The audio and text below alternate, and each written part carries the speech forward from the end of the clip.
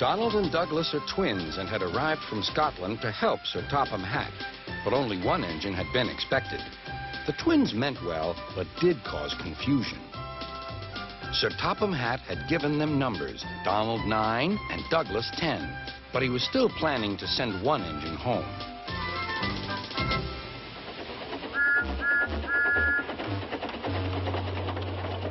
There was a brake van in the yard that had taken a dislike to Douglas.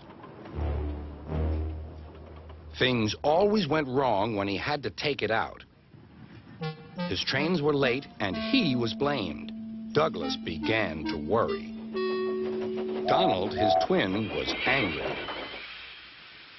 "You're a muckle nuisance," said Donald. "It's to leave you behind I be wanting." "You can't," said the brake van. "I'm essential." "Ah, are you?" Donald burst out. "You're nothing but a screeching and a noise when all's said and done. Spite doggy, would you? Take that!" "Oh! Oh!" cried the van. "There's more coming should you misbehave." The van behaved better after that. Until one day, Donald had an accident. The rails were slippery. He couldn't stop in time.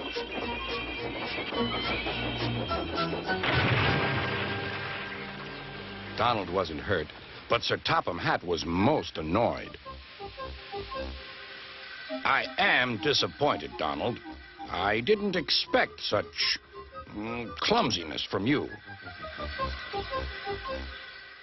I had decided to send Douglas back and keep you." "I'm sorry, sir," said Donald. "I should think so, too. You have upset my arrangements. Now, James will have to help with the goods work while you have your tender mended. James won't like that." Sir Topham Hatt was right. James grumbled dreadfully about extra work.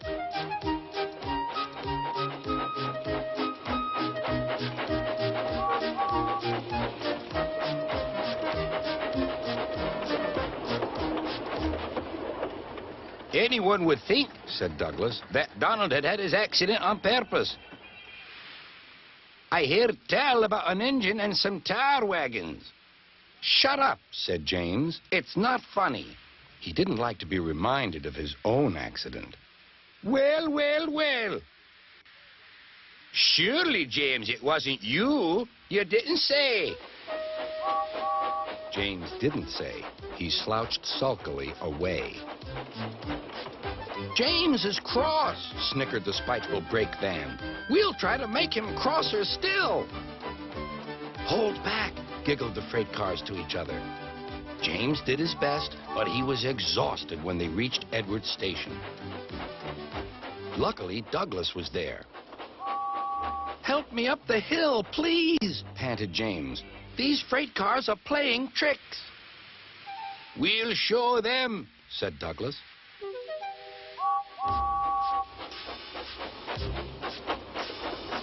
Slowly but surely, the snorting engines forced the freight cars up the hill.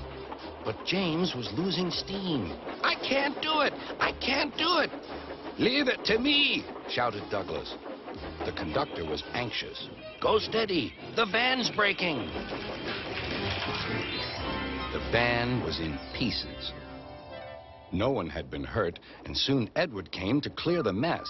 Sir Topham Hatt was on board. "I might have known it would be Douglas," he said. "Douglas was grand, sir," said Edward. "James had no steam left, but Douglas worked hard enough for 3. I heard him from my yard."